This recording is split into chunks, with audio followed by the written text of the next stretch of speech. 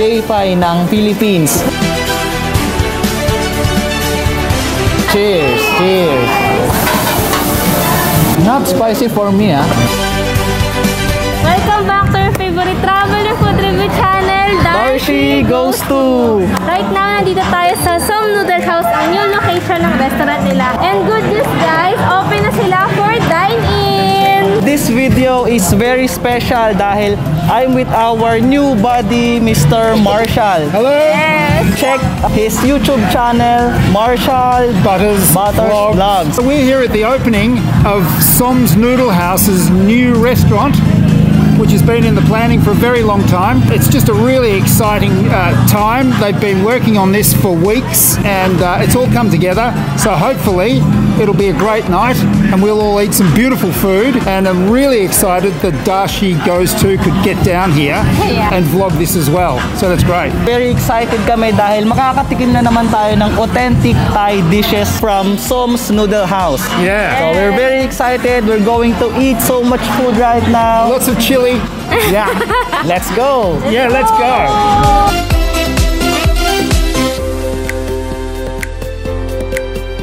Dito tayo ngayon sa new kitchen ng Som's Noodle House. Excited na excited kami syempre.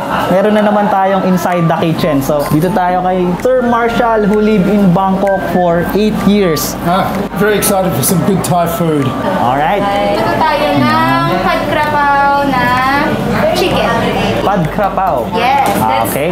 sikat na sikat din yan sa Thailand, sa Bangkok.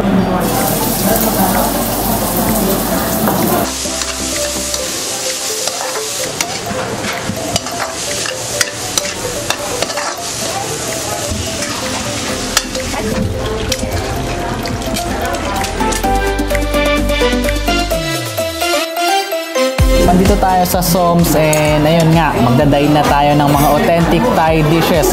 So we've got pad krapao, Chicken, pad krapao guy. mango sticky rice, Yum.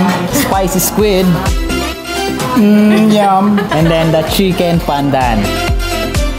Oh, yum. Alright, so many Thai foods. I'm very excited. I'm starving. Yeah, I'm starving too. Let's go.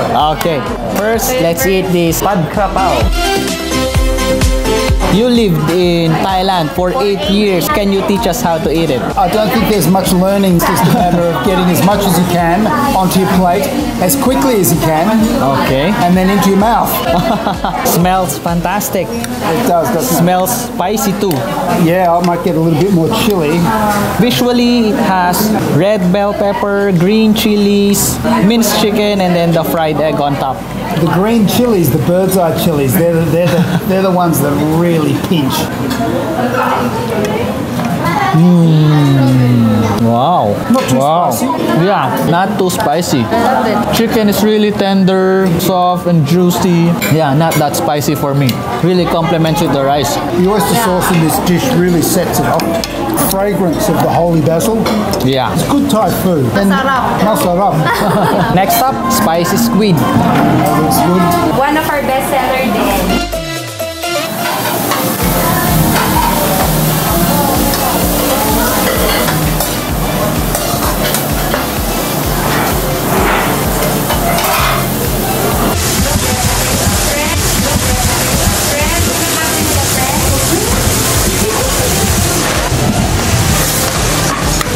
And in Thailand, it's generally very, very spicy. So let's see how it compares. Cheers, cheers. Not spicy for me, ah. No, it's not spicy. You like a little bit? Come on, bring it on. Bring it on. Hershey. I'm not fan of spicy. Oh, she's not a fan of spicy, but she ate it all. Didn't put everything. Yung squid, Perfectly cooked. perfectly cooked. Not rubbery. Tender, a little crunchy. Gotta eat it with rice. Next, Thai food. We're going to try chicken pandan. chicken pandan. It's a fingered job. Yeah, come on, get some sauce as well. Look at that. Unwrap the chicken pandan. Cheers. Cheers. Chicken crispy on the outside, juicy, tender. I love it. Tamarind sauce is interesting. The other sauce that goes very well with the chicken pandan is the San Miguel Lava. Perfect partner with beer. Okay, it's time para makita na naman natin, mawi-witness natin yung preparation ni Nanay Eva or J-Pie ng Philippines kung paano gumawa ng mga Thai dishes. Ayan. So ngayon, gagawa siya ng Thai sticky rice with mango.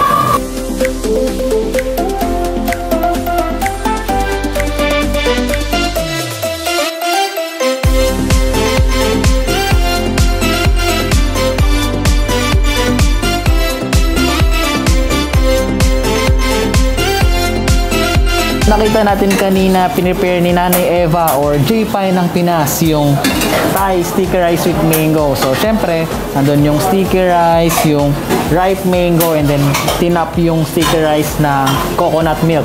So, excited na akong matikman sticky rice ng Som's Noodle House. Tara na! To try the mango sticky rice, one of the famous dessert in Thailand. Yeah.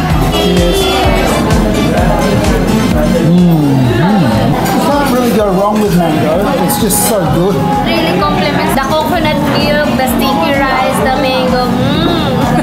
Really good. It's a beautiful dessert. Yeah. Mango sweet and lovely. I think opening night has been a success. Yeah. They are really busy. Really busy. There's been people here all night. I think there might be a couple of people waiting outside. Yeah. It looks like it's been a success. Thumbs up.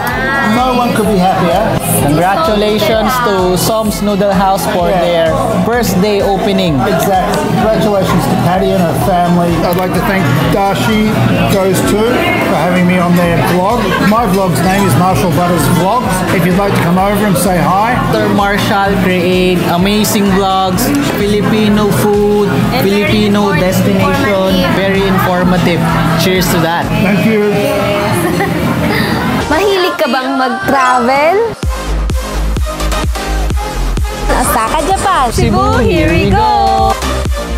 Loves Taiwan. First live! Sayo naman dyan! Madami na talagang pinagbago simula nung nagka-pandemic. LU-GU Park. Tara, party.